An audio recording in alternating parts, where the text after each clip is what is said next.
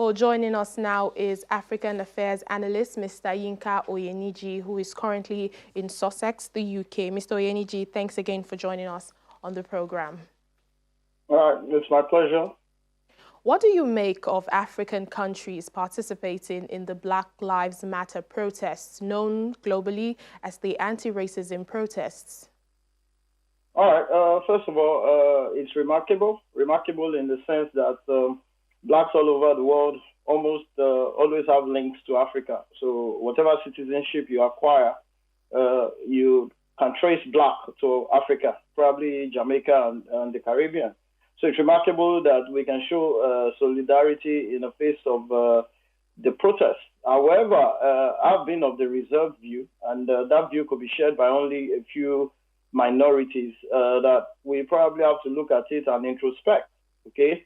We think something has happened to someone who is of some color, which is black, in America. But it's also a point to start asking ourselves how we treat ourselves and why we allow citizens and those who originate from Africa get such treatments outside of the continent. That's how I view it. Well, here in Africa, where the melanin is almost the same, there is black-on-black crime, and we see a lot of police brutality. How do we adopt the global protests to reflect the real issues on the continent? So first of all, we need to place a premium on human lives in Africa, as well as also ensuring that we protect fundamental human rights, which include rights not to discriminate and rights to protect people's dignity. So first of all, it's not just police versus the citizens, even though this is about law enforcement versus citizens. Only recently, a legal practitioner, a senior member of the bar, got judgment against Nigerian Customs Services that hound you on arrival to pay custom duty on your private property.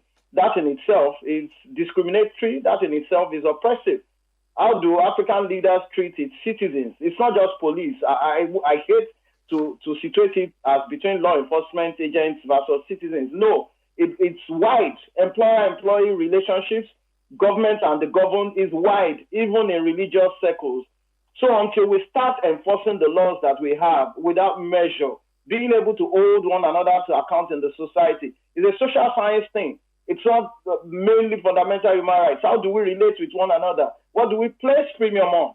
It's moved beyond gender. It's moved beyond law enforcement. It's even moved beyond children versus adults. It's how we view life and living well. That is the way we should look at this, not just between law enforcement agents and citizens. No, I will not subscribe to that at all. Racism stems from several hundreds of years back. It took time to take root across the world.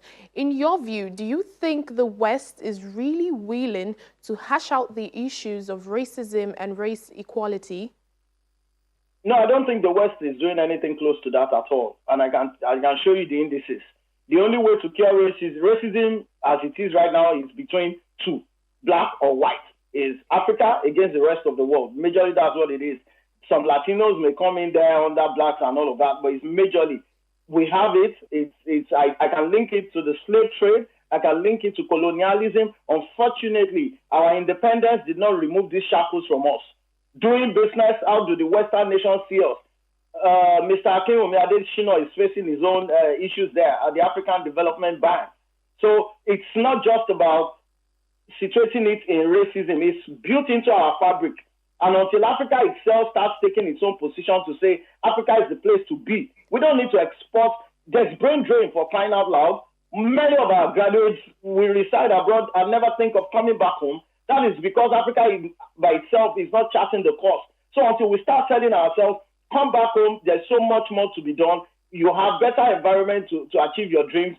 As long as we rely on the Western powers for funding, for loans, for any gratis whatsoever, then we have a problem. Look at Ghana. Ghana is growing in leaps and bounds because the Ghanaian president said to the French president, I'm not looking for any handout. Look at the opportunities that we have here in Ghana.